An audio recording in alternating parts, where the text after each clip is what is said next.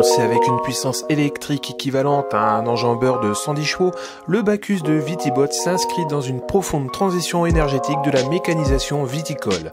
Pour la première fois découvert en dynamique lors de Terre Innovation, salon organisé fin mai près de Reims, c'était l'occasion de faire le point sur ce projet. Aurore Lecros, bonjour, pouvez-vous me dire ce qu'est Vitibot ? Alors, Vitibot est une start-up industrielle qui a été créée par un jeune ingénieur informatique qui est passionné de robotique et dont le père est vigneron en Champagne dans l'Aube. Donc il a imaginé Bacchus, qui est un robot enjambeur qui réalise des travaux de vigne. Donc c'est un projet qui a été créé en quelle année ? Alors la société a été fondée en novembre 2017, il y a un petit peu plus de 2 ans, il y a 30 mois exactement. Et donc elle a été créée par une demi-douzaine de personnes et aujourd'hui nous sommes plus de 50. Et maintenant, le projet en est où ? Alors, il y a eu 2 prototypes de fabriqués en 2018. En 2019, nous avons produit une première pré-série de 6 robots, dont on voit un exemplaire en train de travailler juste derrière moi. Et les premières machines vont partir chez les clients dans les tout prochains jours. Donc, dès le début du mois de juin, on verra des robots Bacchus qui travaillent dans les vignes en Champagne. Alors, à qui se destine cet appareil ? À quoi sert-il exactement ?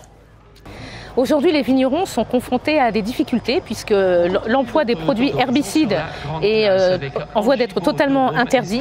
Donc ça veut dire que pour empêcher les mauvaises herbes de pousser, il faut travailler le sol mécaniquement, il faut le travailler à la main. Donc ce sont des tâches qui nécessitent beaucoup de main-d'œuvre. Ce sont des métiers qui ont du mal à trouver des gens intéressés pour le faire parce que ce sont des tâches qui sont assez pénibles. Et la robotique apporte ici une vraie solution pour les vignerons, pour faire justement tout ce travail du sol toute l'année dans les vignes.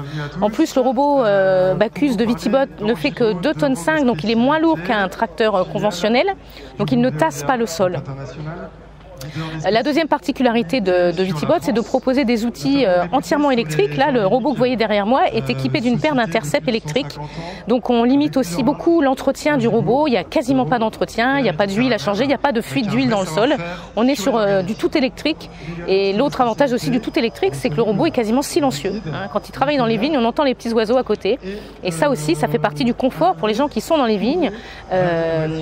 On peut travailler à côté sans être gêné par le bruit. Une autre particularité, c'est qu'il est entièrement autonome, donc il ne nécessite pas de tractoriste. On lui donne les coordonnées GPS de la parcelle à travailler et il va la travailler en toute autonomie. Donc une personne peut gérer plusieurs robots qui travaillent en même temps. Comme il est 100% électrique et 100% autonome, il est capable de travailler le jour, la nuit. Il faut juste penser à le recharger. Au bout de 10 heures de travail, il nécessite 2 heures de chargement. Mais ensuite, on peut le remettre au travail dans la vigne. Et quelles sont les fonctions du Vitibot à ce jour ? Bacchus est capable d'effectuer tous les travaux du sol.